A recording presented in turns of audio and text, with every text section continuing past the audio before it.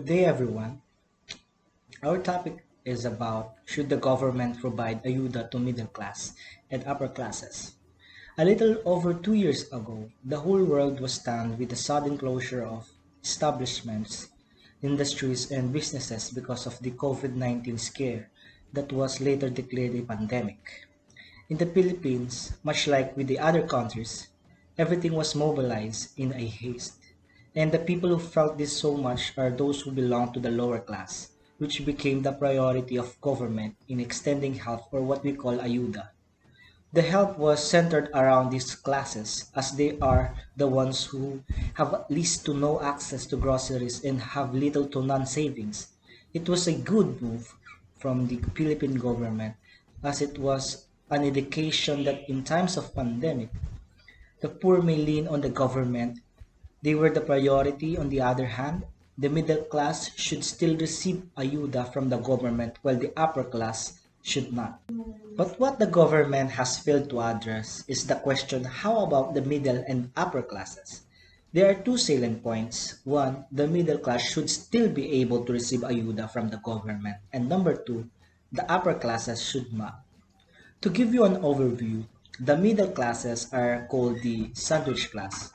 These white collar workers have more money than those who are below them on the social ladder, but less than those who are above them. They divide into two levels according to wealth, education, and prestige. The lower classes is made up of less educated people with lower incomes such as managers, small businesses owner, teachers, and secretaries. The upper class is often made up of highly educated businesses and professional people with high income such as doctors, lawyers, stockbrokers, and CEOs. As soon as the pandemic started, we were aware that each and every one of us would be affected by it, particularly those who belong to the lower class section. In hindsight, it seems that the members of the middle class must be receiving ayudas as a result of the fact that a large portion of the middle class were negatively impacted in terms of employment. Many jobs have to be eliminated due to a lack of support, production, and sales. However, a lawmaker here in the Philippines does not want to support that the middle class receive ayudas because they are still receiving their salaries in the midst of pandemic. This is a very unfortunate situation. These are being ignored. People aren't realizing that virtually all of our resources are becoming limited and our economic climate are becoming increasingly scarce. As stated in the introduction, the middle class are the people who have stable job and enough amount of salary.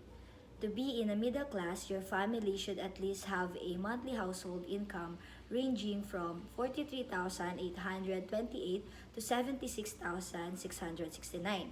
And the larger your family is, the higher your income must be to qualify for this group. As the pandemic begins, many of these people have lost their jobs and no one knows where they will get job for their daily expenses. That is why some of these people argue that they should also be given a help from the government. However, the government only prioritized those people who are in the lower class. According to a review of Nikkei Asia, an employee spoke that it is so unfair that the middle class works hard and pay taxes, but the poor are always getting assistance and help from the government, as if they are teaching them to be lazy. This explains why even the middle class has enough money to feed their families during the pandemic, their jobs are not as secure as those of the upper class.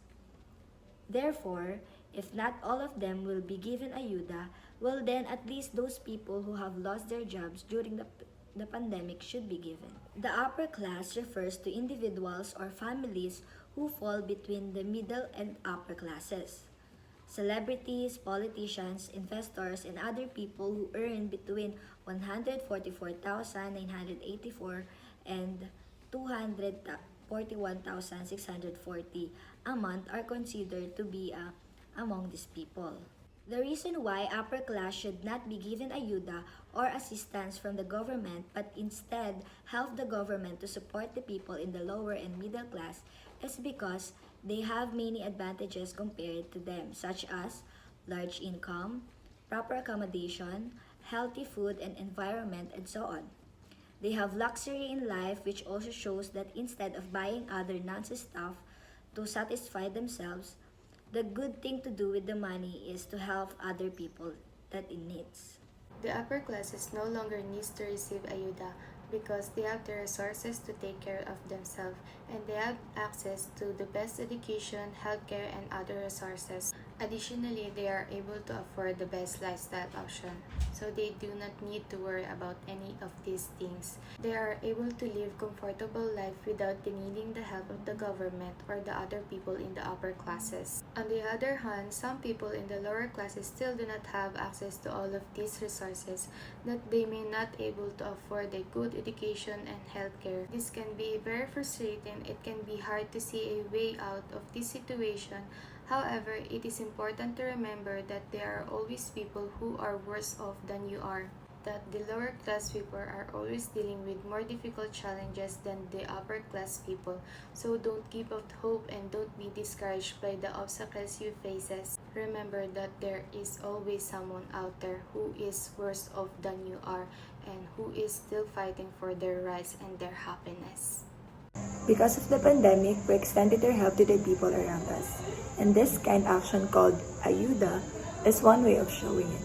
As we live at different states of life, the people in lower class were really the ones affected in this chaos, or the people with least wealth and power in the society. But coming up to the conclusion that middle class should receive ayudas as well, for jobs were taken during the pandemic too. Hence, having no income that's needed for food and necessities. On the other hand, people in the upper class ladder are living at ease and could or should be the one initiating help. Struggles may come in our lives and we ourselves are the solution to it. Prioritizing people in mid to lower classes can help us better the situation somehow. That being so, providing ayudas to them and not to the people in upper classes.